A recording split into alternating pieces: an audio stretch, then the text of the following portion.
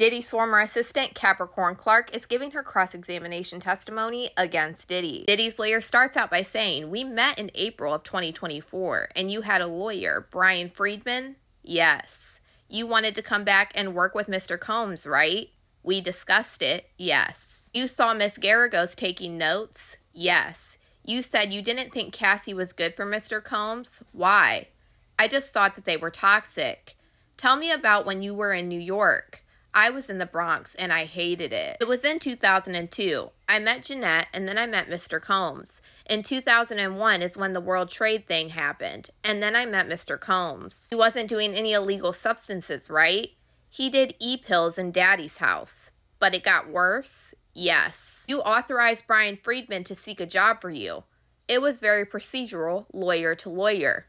But you were told you couldn't be given a job in the middle of an investigation? I don't remember that. Read this and let me know when you're done. Do you remember saying you had the biggest crush on him? Objection. The judge then says, Mr. Agnifilo, and he said, state of mind. Then him and the government start arguing and they do a sidebar. Diddy's lawyer comes back and says, you called him Chalk for chocolate, correct? I did. You started with Def Jam, Run DMC. I don't go back that far. I'm more Foxy Brown, Redline, and Jay-Z. So how did you come to work for Mr. Combs? I put my resume on Monster after the World Trade Center thing. He said, you'd work for me? I was like, maybe. He was acting on Broadway in Raisin in the Sun. I was impressed. He had a major part. He was a star. Then I shadowed him on the Vote or Die campaign. My job was to get t-shirts on the celebrities and into the photo shoots. I called them and say Puff wanted them to come. And they came? They did. How long before the jewelry missing thing? It was about 4 months. On the 4th of July, he threw a white party at his home in the Hamptons that year with the Vote or Die campaign. When did the jewels go missing? After July 4th. The jewels are still on loan from Jacob the jeweler. Who else got a lie detector? Mike B., his stylist. He too had gone to the street level of 1440 for manicures. The lie detector test was the next day. You never told HR? No. I got fired for 3 weeks. How did you get unfired? I went to work on his 35th birthday party at Chaprane to do the celebrity list. I came back. From 2004 to 2006? Not at all. As a personal assistant? Then a liaison. I was making $65,000 for Combs and then $90,000 at Jive. Why'd you come back to Combs? I had gotten top records for R. Kelly. Mr. Combs said he was impressed and asked me to come back for Sean John for women. I think I was a really good employee for him. He told you that you were awesome? He didn't use that word. You worked hard for him? I did. Others worked hard too, right? Not as hard as me. I did learn a lot from Mr. Combs, and she almost starts crying. He broke that glass ceiling for us black people in the business world. Do you need a minute? No, it's just complicated. And the judge said, we'll take a break. Diddy's lawyer said, why did you not get along with Cassie sometimes? In 2008, she got more bravado about being his girlfriend the longer it lasted. She thought that I was being paid to help her. The government objected and the judge said sustained and asked them to re-ask a question. What did you see? She went from being a sweet model to being a feisty girlfriend. Do you think that she was talented? She had talent and was very beautiful. But not talented? She was not. I have good taste. Talented to me is like Whitney Houston and Mariah Carey. Cassie, she was more of a studio musician. She needed things equalized. Did she perform live? Not the greatest. Was she a hard worker? At times. When wasn't she a hard worker? She preferred to be with her boyfriend. When we moved to LA after Kim had the twins in 2009-ish, I saw her developing more of her relationship with Puff, Mr. Combs. He supported her? Yes, with stylists, other musicians, all components to make a star. Did she get more help than others? Yes, Young Jock and a group from Atlanta. I developed French Montana. I ran into Cassie and she said that she had a new deal with Epic. I dressed her like David Bowie. We did a photo shoot at my house. We wrote a mini movie and shot it for the project. What about Official Girl? Super cute video. King of Hearts? It was fresh. Puff liked it. Cassie had a green wig?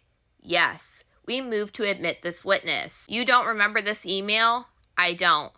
Here in 2012, you were setting up a recording session for Cassie. Mario Winans was for the chairman. For Mr. Combs? Yes. When did you learn Cassie was dating Kid Cudi?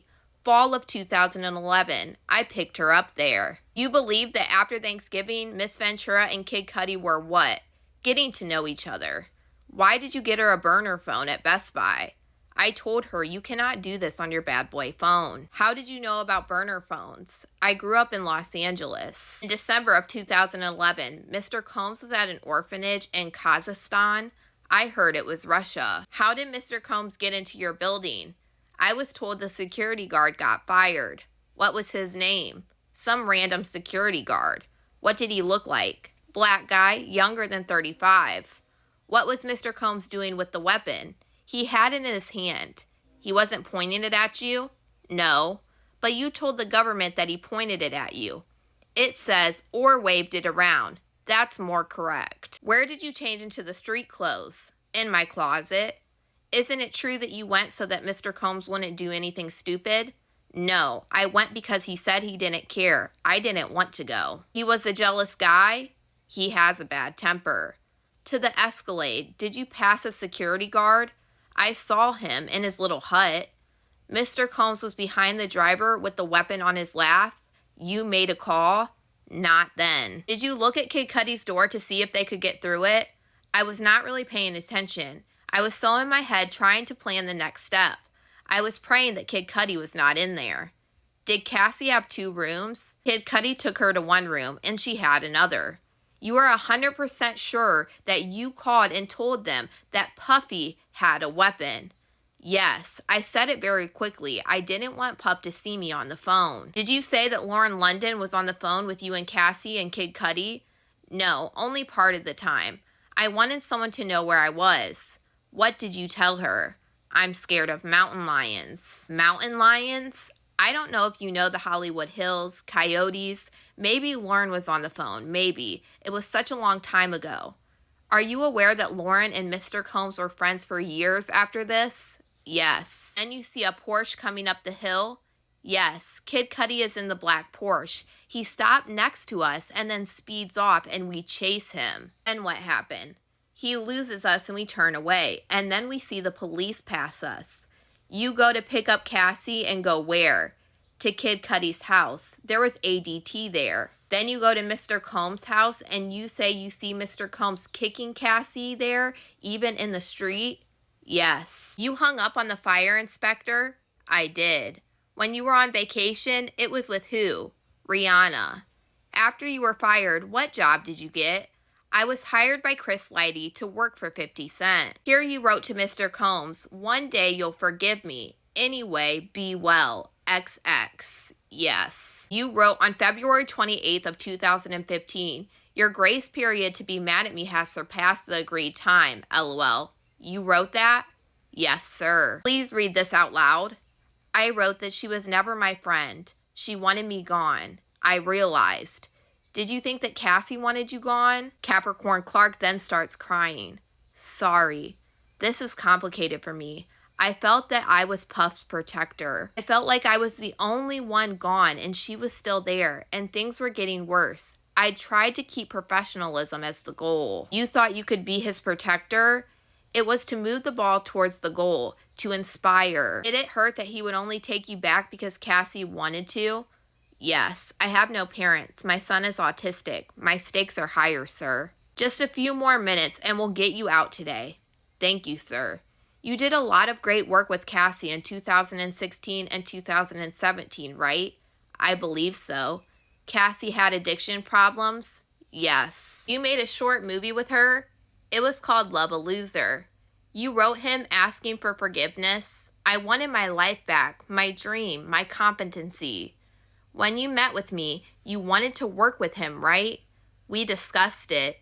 Nothing further. Then it gets redirected back to the government. How much was Mr. Combs required to pay you? What happened with the job with Chris Lighty? He died the day before I was supposed to start. Then at Interscope, it wasn't about a job. They told me to leave Puff alone. Diddy's lawyer objects and the judge sustained. I was blacklisted. Diddy's lawyer objects again, and the judge sustained. Why did you return to work for Mr. Combs? So people could see that I wasn't disposable. At this level of business, he held all of the power. Why did you meet with them? To get my life back. This is the end of Capricorn Clark's cross-examination testimony, but y'all let me know what you guys think about all this in the comments.